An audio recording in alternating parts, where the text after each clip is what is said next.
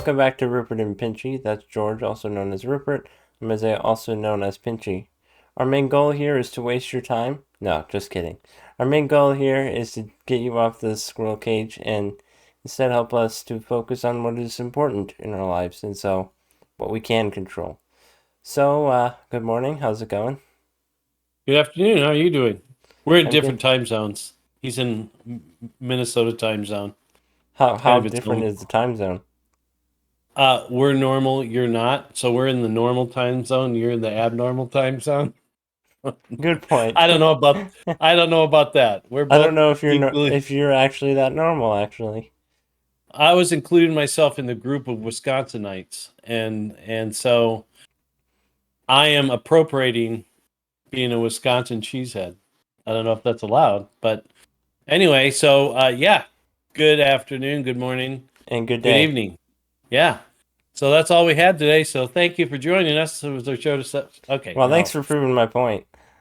Okay, that we All go right. on. Okay. Okay, so you had a really good idea about the episode today. And but before we start, I thought I would start with a story. That's kind of interesting. So you Really have interesting. I'm really interested. you're curious. You will not know where this is going. So I don't. I'm kind you of absolutely don't. wading in the deep, trying to If figure I out give what you a you're gonna thousand say. guesses, there's absolutely no way I think you can come up with it. So, uh, you have two really amazing grandmothers, and they're both brilliant in their own way. And so, one of them, your grandma Sandy, one time was in a group at I think it was a church. We were there at a group at a church, and a bunch of it was like it wasn't a Bible study, but it was some kind of gathering, and there was a guy teaching up front, and he sent around. He said, "Hey, I'm going to be talking up here. Somebody's going to be walking around with a tray, carrying a tray. It's got all kinds of stuff on it, like 20 different things, like a Snickers bar, a toothbrush, a watch, all different odd things, a set of dice, just and the lady was just walking around with that tray, just showing everybody what's on the tray and everything, while he was talking about whatever. It must have been a really important thing because I don't remember what he said. But what happened is one of those things that happen in our life that you never forget, and it teaches you something kind of amazing, and it keeps teaching, it keeps adding things. Even this morning when I was thinking of it just before we got on, I was thinking, oh, you know what? I never even thought about that. So anyway, this person was walking around with a tray, showing everybody at the tables. There's about 24 people, 25 people there, and then once he stopped talking, he said, "Okay, everyone, get out a piece of paper, we had paper or whatever. Write down everything that you saw."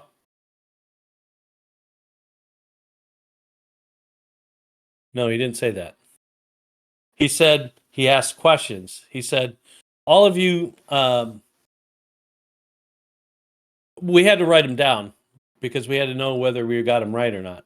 He started asking questions like, "What color was the lady's dress? What types of shoes did she have on? Did she have earrings on? Did she have a necklace on?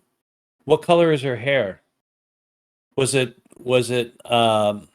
did she have a watch on or a bracelet? You know, did she have what color was her sweater?" And there's like 20 questions, and only one person in that room Guessed all of it? even came got every single question right, Wow. and that was your grandmother. Wow. That's great. Everybody kind of expected the questions that he was going to ask Would have been about was the what was tray. on the tray. Yeah. And so that was so mind blowing. It was like a really neat trick that he did to see what, you know, first of all, he didn't talk about this, but this is what I learned this morning. There was a certain presupposition. that the tray was being brought around for a purpose, and then when he said he had a test, most of us assumed that it was going to be what was on the tray, and the only thing I could remember is I remembered one thing for certain: the Snickers bar, the important part. So, no, I might have remembered the toothbrush, but your grandmother got every single question right, and I think the closest person was like 10, and that was probably a woman as well. But and so then he went into talking about what we focus on, and sometimes we're not paying attention to what might be seen other than what our focus is on. So, like on the tray, and maybe there's something else going on or something else that we need to pay attention to that we don't see. And I just thought that was amazing. Right. Well, you weren't told to look at the tray, were you? No, and that Right. is our first error. That okay, we presupposed, or I presupposed, or prejudged that was going to be the question, right? Right. Well, it's kind of like sleight of hand, similar to it, where you focus on something that you consider to be the important part, and your perception becomes flawed just simply because you focus on a part that's actually not important to understanding the trick or the mind or what's going on. Right. It's really cool. Right. And so maybe now maybe your grandmother would have got 0 correct if they asked, okay, what was on the tray? I don't know. I was looking at Maybe. her shoes and at her shirt and what kind of earrings she had on. It's like, okay. So, That would but have my been point funny. being that is sometimes, let's say that the tray and what that person was wearing was important. Mhm. So if we focused on one or the other, sometimes we don't see those ancillary things that are off to the side that may be just as important. Mhm. But that thing, that situation occurred probably over 30 years ago. And it's as fresh in my mind as it was back then. Mhm. And so I think that's similar.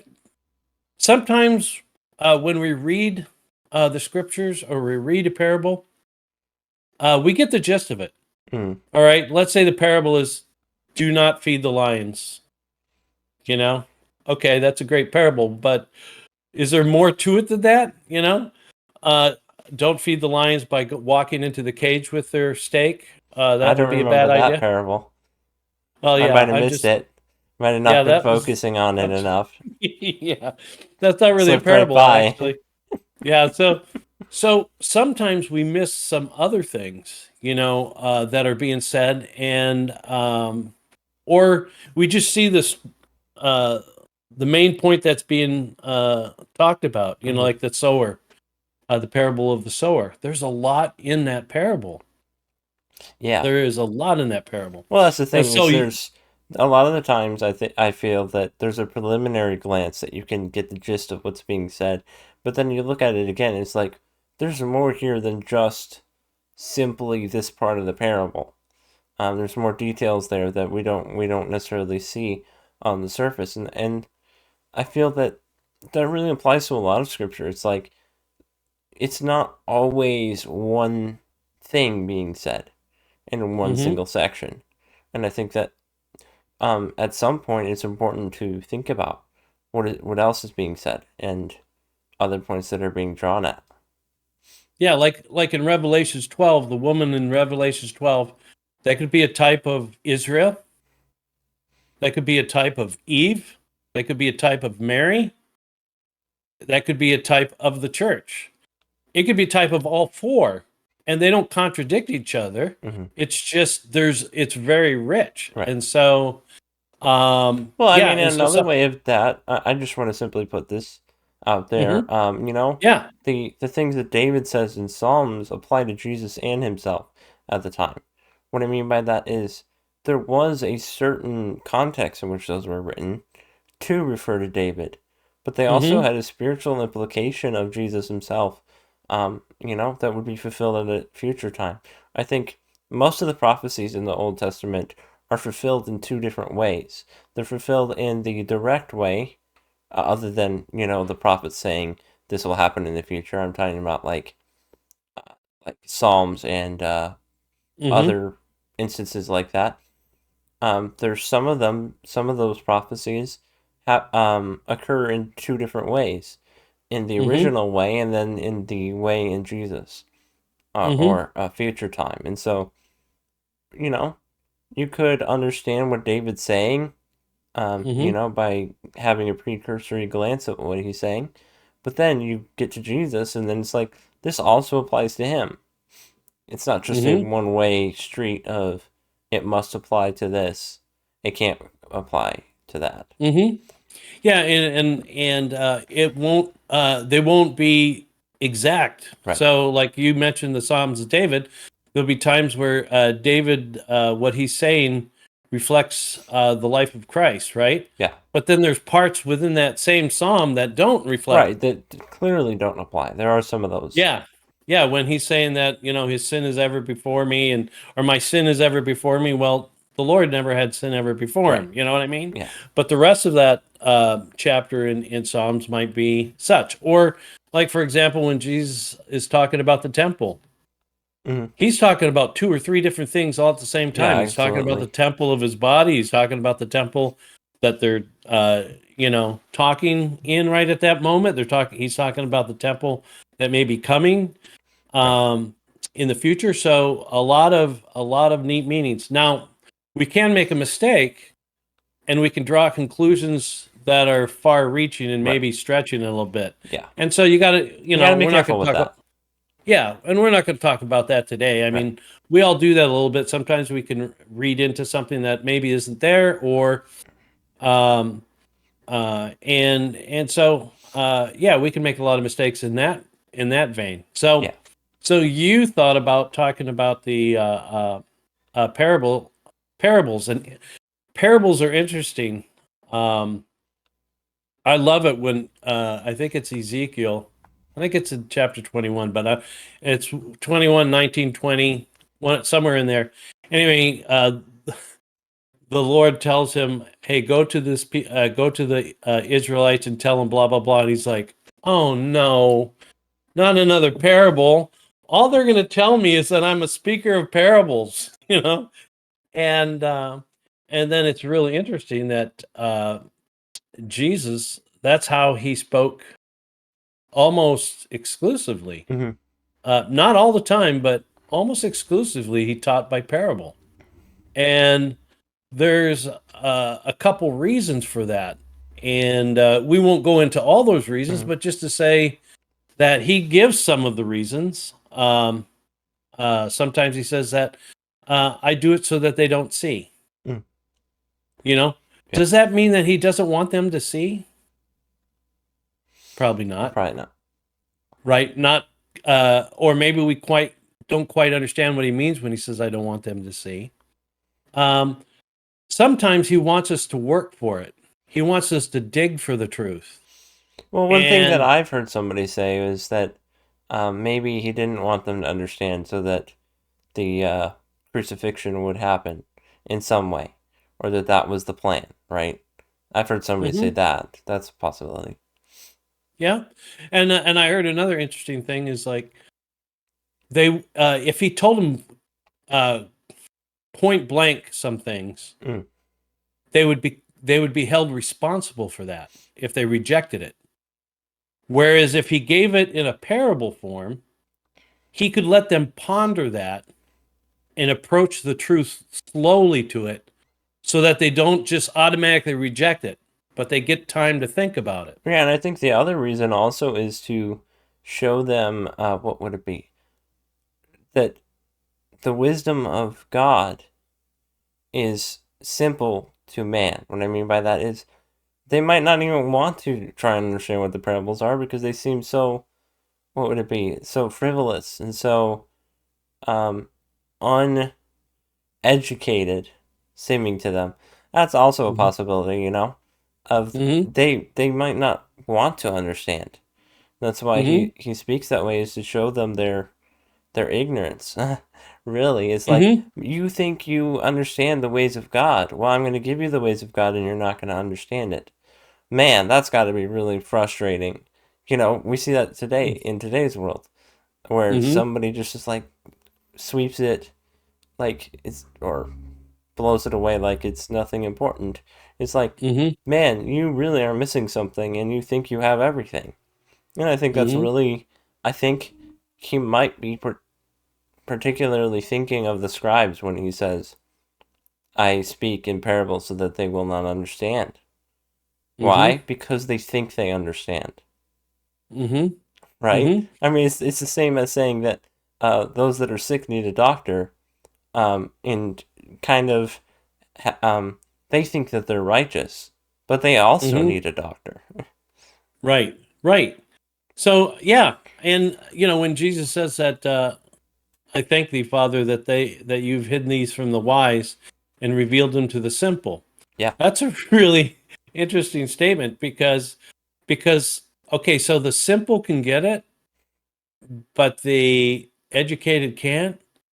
How does that work? So it's not about intellect that sometimes keeps us and others from seeing. I found the term It's that I not was our looking for. It's brush it off, Go ahead. is what I meant. Yeah. Yeah, brush it off. Yeah. Brush it off is uh well, for a lot of reasons. Well, that's stupid and that's beneath us. We're into talking about more in-depth things or whatever, or more serious things, or the the deep things of God. And anyway, so it's just interesting. So it's not intellect that sometimes keeps us from seeing, Mm-hmm. you Right. know? Yeah. Actually, it's almost never, I won't say never, Right. but it's almost never intellect that keeps us from seeing. There's something in our attitude or our resistance that keeps us from Mm-hmm. accepting or seeing something very simple Yeah. and plain. And typically And that's like you, pride for the people that consider the intellect great. right. And that could be for ours too. We're protecting our area. We feel safe in our area. We don't want to consider the ramifications of maybe what's being said, and so we Mm-hmm. ignore it and say, no, or we don't see it. Mm-hmm. And so when you said it's simple, I also would like to, I would say absolutely, and I would even like to go a step further, that he's sharing things that are natural to man, Oh, yes, that's a good point. Right, that yeah, they he's understand. using those to show them that they can naturally understand the truth of God. Hmm. And so when he's talking, yeah, in when he's talking in the sower sows the word, sows the seed, um, he's talking to people that understand farming.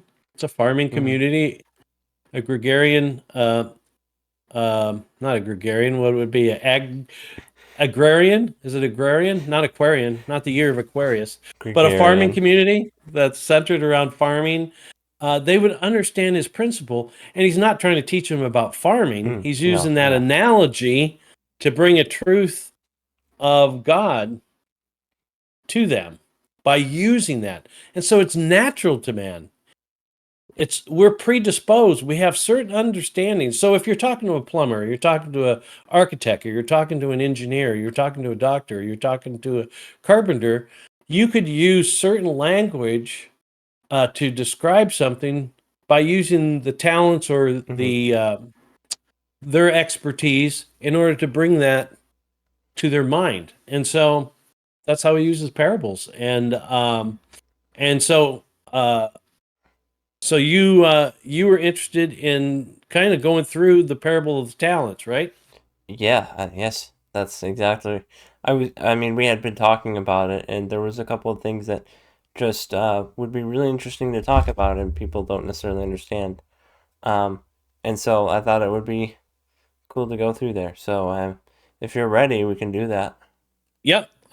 You've got the ESV up. I've got the NRSV. They're close enough that I'll Yeah, be able to follow along if you want to read it. we're reading And Matthew, right? yeah, Matthew, the parable of the talents we'll find in two places in Luke 19:11, I believe, and then in Matthew chapter 25, Hmm. verse 14. Yeah, So, I have them both pulled up here just in case. But so let's go through Matthew then, when you're ready. yep, go ahead. All right. For it will be like a man going on a journey, who called his servants and entrusted to them his property. To one he gave 5 talents, to another 2. Oh, I just want to clarify something. when it's saying talents, it's not saying like abilities. It's saying it's money. Just so you know. Right. I've heard some people try and construe it to mean literally talents. Okay, so let me read it again. For it will be like a man going on a journey who called his servants and entrusted to them his property. To one he gave 5 talents, to another 2, to another 1, to each according to his ability. Oh, hold on. I went too far down. Okay. To another one, to each according to his ability. Then he went away. He who had received the 5 talents went at once and traded with them, and he made 5 talents more. So also he who had the 2 talents made 2 talents more. But he who had received the 1 talent went and dug in the ground and hid his master's money. Now after a long time the master of those servants came and settled accounts with them. And he who had received the 5 talents came forward, bringing 5 talents more, saying, Master, you delivered to me 5 talents. Here I have made 5 talents more. His master said to him, Well done, good and faithful servant. You have been faithful over a little. I will set you over much. Enter into the joy of your master. And he also, who had the 2 talents, came forward, saying, Master, you delivered to me 2 talents. Here I have made 2 talents more. His master said to him, Well done, good and faithful servant. You have been faithful over a little. I will set you over much. Enter into the joy of your master. He also, who had received the 1 talent, came forward, saying, Master, I knew you to be a hard man, reaping where you did not sow, and gathering where you scattered no seed. So I was afraid, and I went and hid your talent in the ground. Here, you have what is yours. But his master answered him, You wicked and slothful servant, you knew that I reap where I have not sown, and gather where I scattered no seed? Then you ought to have invested my money with the bankers, and at my coming I should have received what was mine own with interest. So take the talent from him and give it to him who has the 10 talents. For to everyone who has will more be given, and he will have an abundance. But from the one who has not, even what he has will be taken away. And cast the worthless servant into the outer darkness. In that place there will be weeping and gnashing of teeth. So right away when you talked about that, he's talking about money, and sometimes people construe talents to be like Right. talents. I'm really a good singer. I'm really good preacher. I'm really good plumber. Whatever. You can construe that and Try. use that. You know, in a sense, it's not completely wrong to do that. But it's Yeah. really interesting in the beginning here. In verse 15, it says, To one he gave 5 talents, to another 2, to another 1. And then this is something that we don't read very often. To each according to his ability. Mm-hmm. So it suggests that those servants or slaves that he had varying abilities. Mm-hmm. And some of that could be natural. Some of it could be that the slave that had the ability to handle 5 talents applied himself and worked hard to prepare himself to be able to handle much, Right. to improve his ability, right? It could have to do with age. It could be that that person is more experienced than the other two. Or it could be, like I said, it could be that he was diligent and sought to learn, sought to understand, and sought to improve himself. So that's interesting right off the bat. Well, that's also interesting because the one guy's given 1 talent, and because he's already shown himself to be kind of lazy to some degree. Yeah, yes, but at least he gets the 1 talent. Right, So, at least he gets something. yeah, he's going to give to each according to his ability, and that's what he's going to expect from us. He's not going to expect. Now, you and I can perform brain surgery, but he's not going to expect everybody to be able to perform brain surgery. Well, that's really interesting because it also says that you did good with little, I will give you much. So he could have done something great, or he could have done something very little, putting it at the bank with interest. And based on how he treated the other ones, he would have been glad about that. He would have said, Enter into the joy of your master. I imagine if he had even put it in the bank, he would have also been glad, you know? But he didn't do what he could have done with the one. And then, yeah. And then even if he, let's say, and we mentioned this a long time ago in one of our earlier episodes, even if he would have said, "Okay, you gave me this one talent, I'm going to go try to increase this for my master," Mhm. and he went out and he tried to do something and he lost it. He Mhm. tried. Right. He took it. Maybe somebody came along and stole the increase that he had won for his master, but he didn't do that. No. No. So, where do you want to go next on this? Well, let's see. You delivered to me. Okay. The cat, my animal, keeps running in front of Your the screen. animal. I can't see. It's Okay. not your inner animal; it's your outer animal. Yeah. Get off the desk, cat. All right. Well, let's go to where he. Well, I Uh, let me just say Go one ahead. thing. I think it's Yeah. pretty straightforward to most people of this parable. And so I think we should go to some of the places that's a little more difficult to people. Is that what you were Hmm. thinking? Yeah, or has some insights that maybe someone didn't think about. Hmm. Uh, so before we go, that it's kind of interesting that the master, I think we all recognize is probably the Lord, Right. and then we recognize that his servants are anyone that will follow him. And he didn't say, "Hey, you guys just hang out. You know who I am.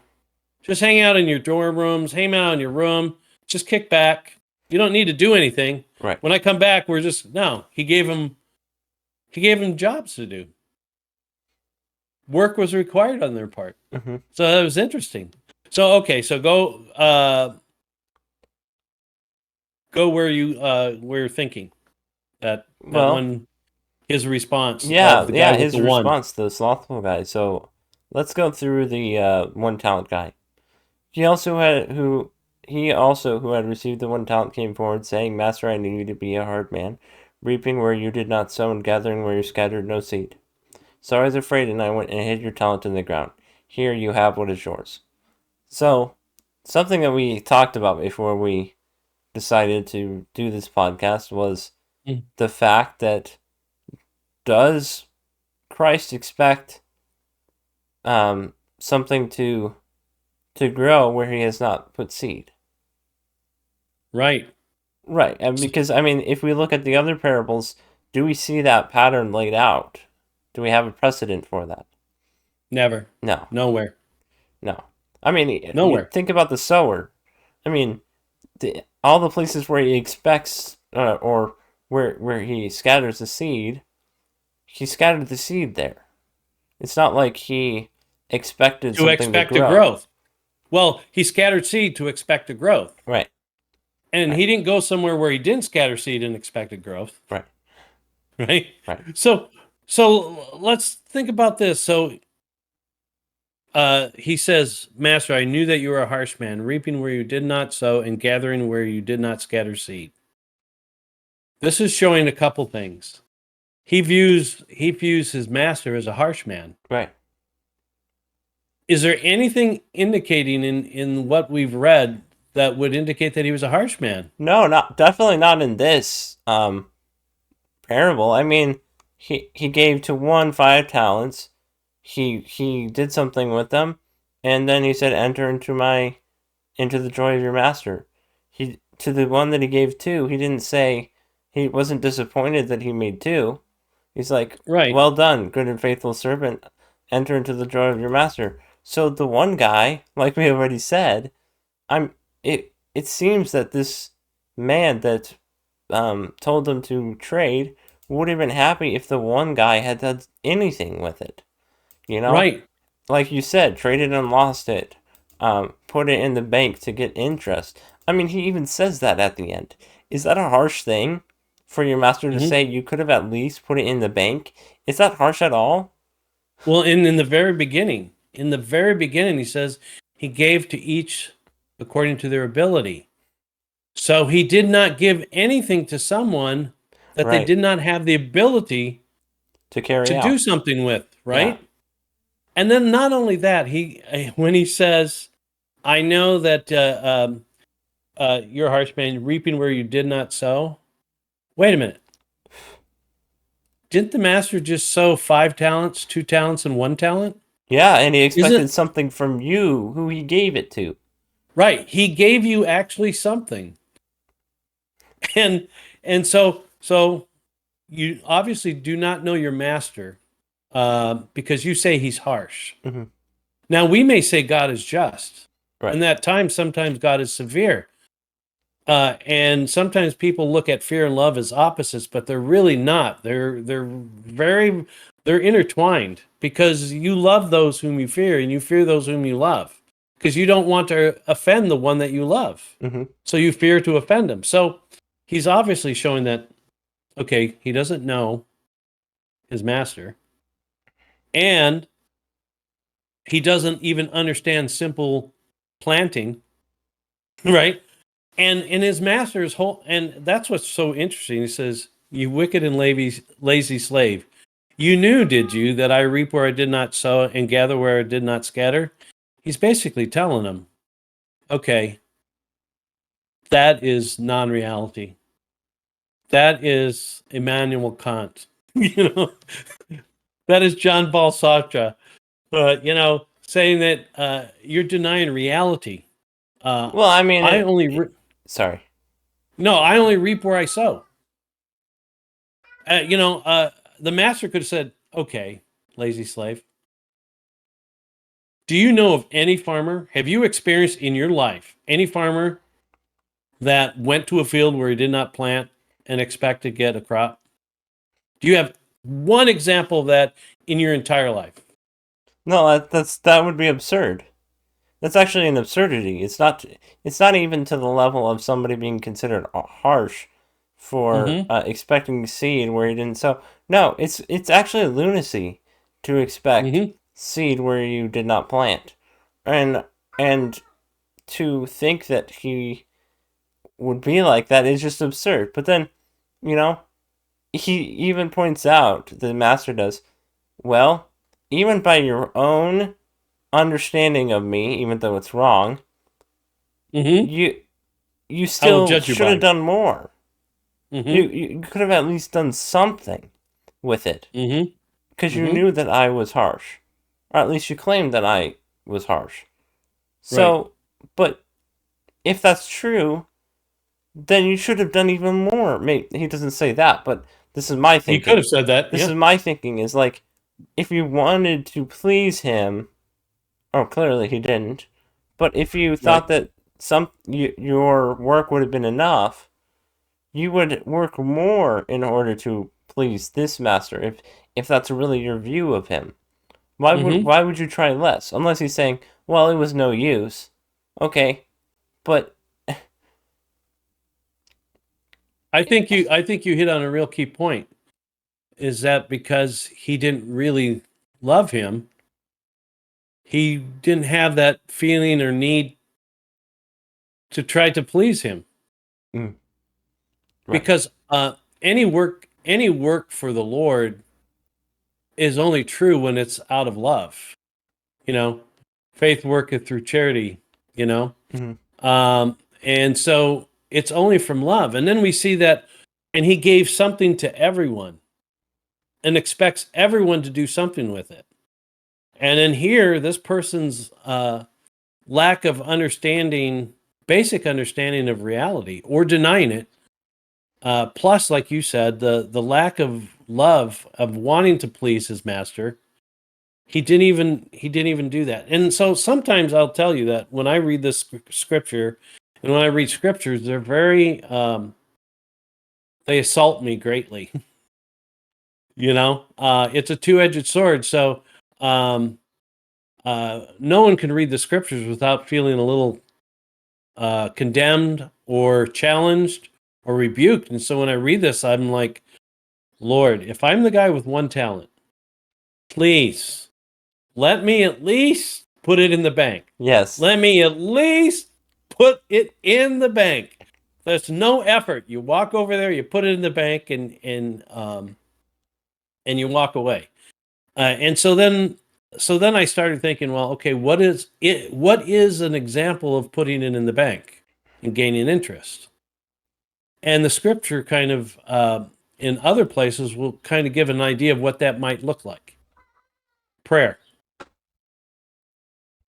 preparing, reading, studying, being prepared. Just simply because we're soldiers Giving doesn't interest. giving interest. Yeah, Having interest in it. having interest. That is really cool. That's funny. That is right. Actually showing interest and doing those things to prepare. Every soldier prepares for war as if it's going to happen tomorrow. But many soldiers are enlisted in the military and never see war. Mm-hmm. But they're ready. That's putting it in the bank. That's gaining interest. They're always sharpening their swords. They're always cleaning their rifles. They're always, making sure their uniforms are such and such. Their equipment, everything is always in, so we may not be out there, preaching and speaking to crowds of 100,000 people Mm-hmm. because maybe we're not called to that. Or maybe we're not ready for that. But we do have something. And so that one slave, so when I read this, a lot of times I think, Lord, please do not let me be so stupid as not to at least put the money in the bank. Mm-hmm. I want to do more than that. Right. But at least yeah. At least let that be. Yeah, well, it's interesting you're talking about fearing the one that you love. He says that he feared, but not because he loved him, but because he thought that, or he claimed that the fault was with him, so he was afraid of his harshness or whatever. Well, he feared the punishment rather than the disappointment. Right, of exactly. his master. Yeah, that's a good point. It wasn't about the disappointment in him actually trying to please his master. It was about him being afraid of him, even though his master had never shown him that he should be afraid. Mm-hmm. Based on everything that happens here. And right. Yeah, so we don't want to be there where we're so afraid that we don't even try to have an effort. Where we're just Right. like, I'm afraid that I'll fail if I do that. Well, it's better to fail trying than to not Mhm. do it at all. And Right. so, I think that would be really difficult to imagine being afraid to that level. One thing that I also wanted to point it out is that he kind of shifts the blame to him, to the master. He's like, it's not my fault, it's your fault, you're too harsh. Right. He's not, he doesn't take any responsibility for his action. Mm-hmm. He says, I didn't do it because of you, not because of me. Doesn't that sound like a slothful person? Right. To shift blame to somebody else because Mhm. you didn't put in the effort. Mm-hmm. Well, and then he says,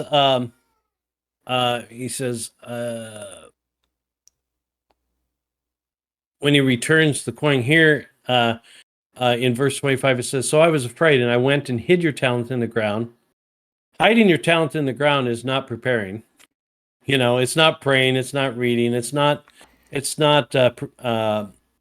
showing interest. It's hiding in the ground, and then he comes and he gives back. He says, Here you have what is yours." And the master also could have said, "Okay, when I gave it to you, it was still mine. It's always been mine. It will always be mine. I'm just including you in my work. I'm just including you in my vineyard, or I'm including you in whatever this business was. I'm including you in it. It's still mine, but I'm glad to share it with That's you." an interesting thought about the role of works, honestly. If we're to think about that, is anything that we have from God is from God and is his. And so he may want us to do works because we love him, because we trust him. and that every good work that we do is His. Mm-hmm. You know, Yeah. it's Well, not and you ours. said, well, and you judiciously, or what would I call, not judiciously, diplomatically use the word may. I would suggest you replace that with must. There's, according to this parable here, it's we must do something with it. Even if it's not very much, we must do something with it. And if not, and we just give back what we were given, then the master says, "You wicked and lazy slave." You know, you Well, wicked and lazy slave. I think simply to put it is, if we trust God, then we will do what He told us to do. You know, simply put, Mm-hmm. if we trust God, we will, we will act. We Mm-hmm. will act. It's because He loved us that we want to love Him. It's like, if we trust God, then then then we will do what He tells us. Mm-hmm. You know? Or try. You know, Yeah, at least we try. make jokes about being a trier. Um, you know, you have the doers, you have the triers, and then you have the sitters. Mm. Triers have a great chance of becoming doers because they're practicing. Well, Sitters, the thing to me is, sometimes people say I tried just so they can have an excuse. Right? It's not that I didn't try to do it, it's just that I didn't want to do it. And so now I'm saying that I tried when I didn't. And that's the thing, it's like, if you actually tried to the best of your ability, then can you be blamed for not following through with it when you tried to follow through with it necessarily? Right? I'm just saying, like, there's two different kinds of triers. It's triers that try or say that they tried, and there's mm-hmm. ones that actually try to do it, and most of the triers that try to do it will most likely be able to do it. Yeah. In many ways. And so it's like, how hard are you trying is kind of the question, not are you trying necessarily. I don't know. Well, and like you said in a previous podcast, you said every shot that you don't take, you don't make. You know, and You miss every shot that you don't take. yeah, okay, so you missed every shot that you miss every shot that you don't take. Yeah. So so but now at the end of this parable, we don't see harshness, we see justice in play. Right? There is all kinds of mercy. Um he gave the one talent to the slave, and he expected that the slave would do more than just put it in the bank. Right. He hoped that the slave would do more than just put it in the bank. But if he just put it in the bank, his mercy is great enough that it's like, okay, you really weren't, you had no courage. You were had very low willingness on your part, but you did put it in the bank. All right. All right. Enter in. Who knows what he would have said? Enter in, faithful, good, and faithful. What does he say? Faithful and trustworthy slave. Enter into the rest of your master. He might have entered into the rest of his master. Mm-hmm. With a pat on the back saying, "Great job," and but he didn't do that. And so then now we see the justice of God, where he says, so in verse 28, so take the talent from him and give it to the one with the 10 talents. For to all those who have, more will be given, and they will have an abundance. But from those who have nothing, even what they have will be taken away. As for this worthless slave, throw him into the outer darkness where there'll be weeping and gnashing of teeth. This weeping and gnashing of teeth is not what the Catholic would say is purgatory. This is hell. This is damnation. Well, it definitely This is seems that way, yeah. whenever you talk about weeping and gnashing of teeth, that is always the outer darkness.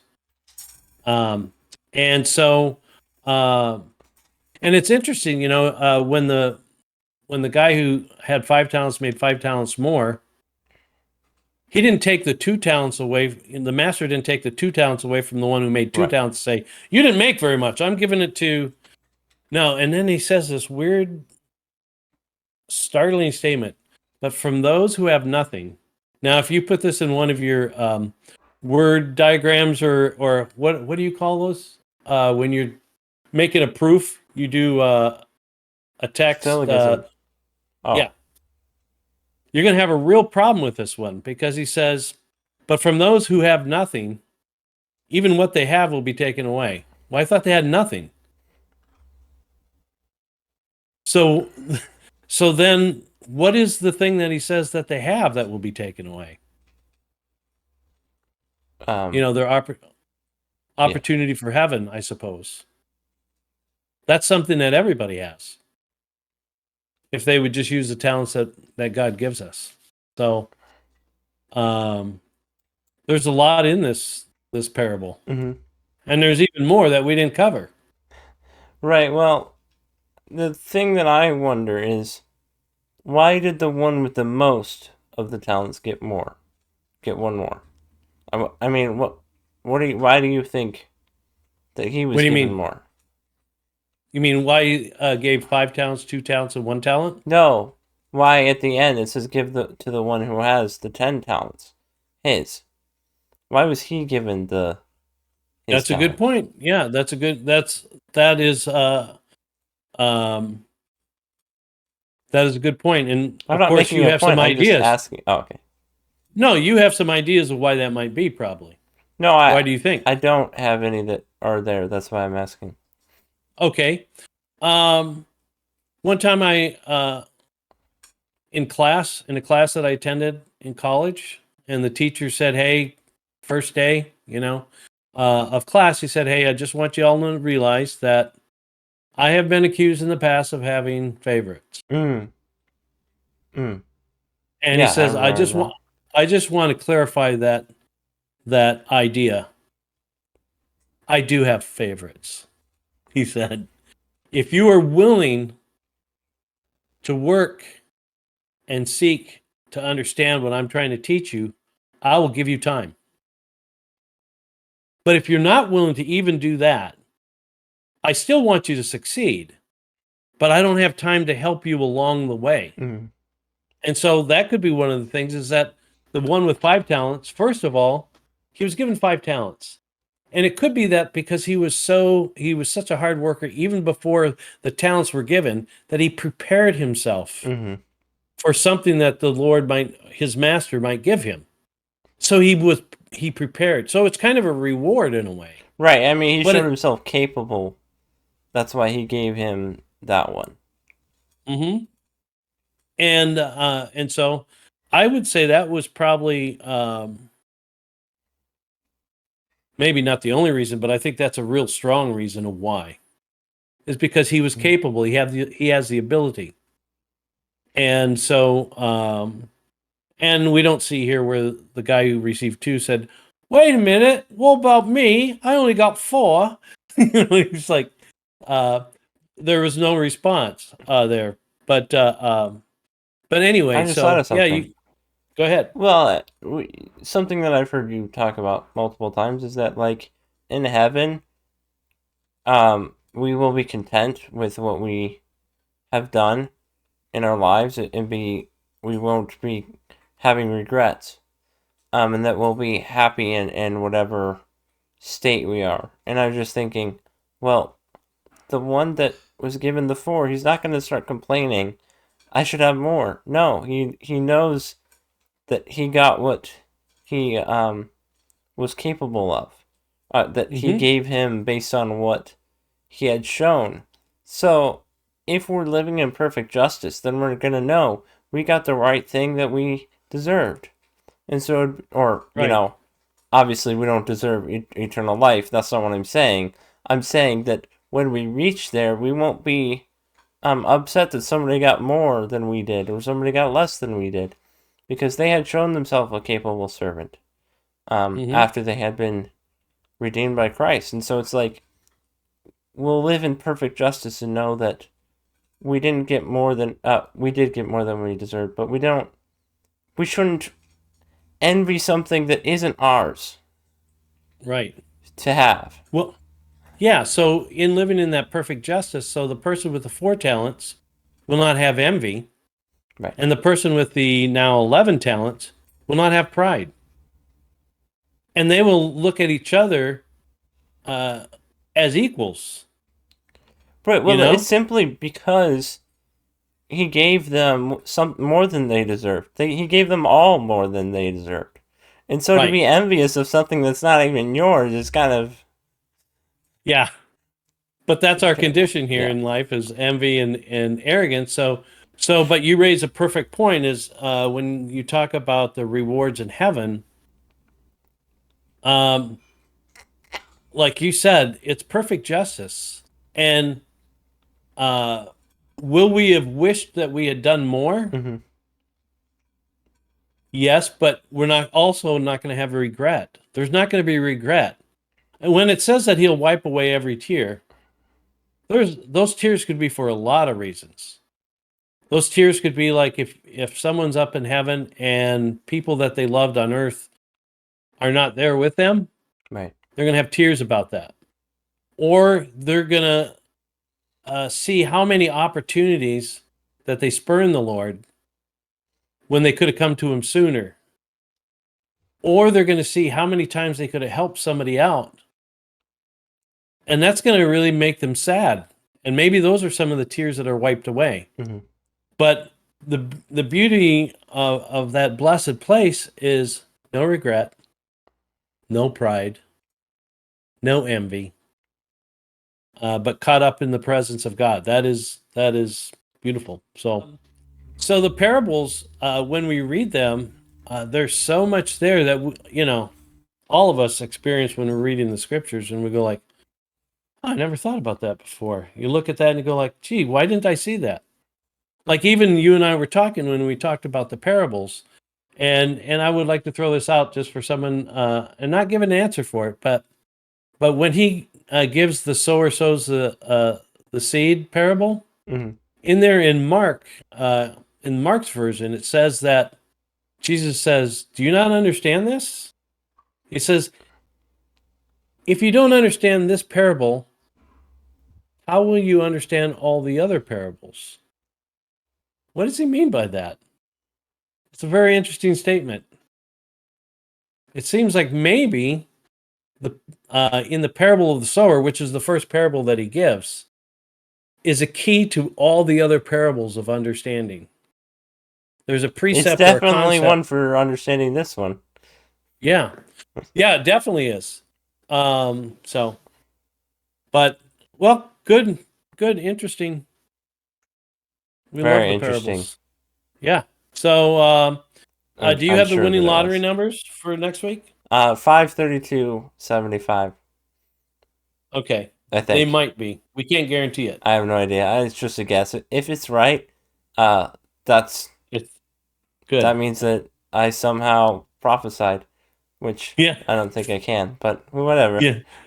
But you can, but maybe God wouldn't see the need to give the winning Lottery numbers. numbers. Yeah, I'm the lottery prophet. That's my lottery gift. prophet. Lottery prophet. You'd be very highly sought after. by And the very way. profitable if I put my hand to lottery. Yeah, you would be. The prophet So, of profit. That's what they call me. Prophets. Yeah. So, The double all right. prophet. Well, hey, good discussion, Pinchy. Okay, you know what? Your dad said that I can't say Godspeed anymore because apparently Matt Walsh has been copying me because apparently he does that. And so, Matt Walsh, I know you watch this show and we appreciate your viewing it. Quit using my things, my sign off of Godspeed. Have a good And week. yeah, so Godspeed to you. Have a good week. Have a good week. Godspeed. Have a good week.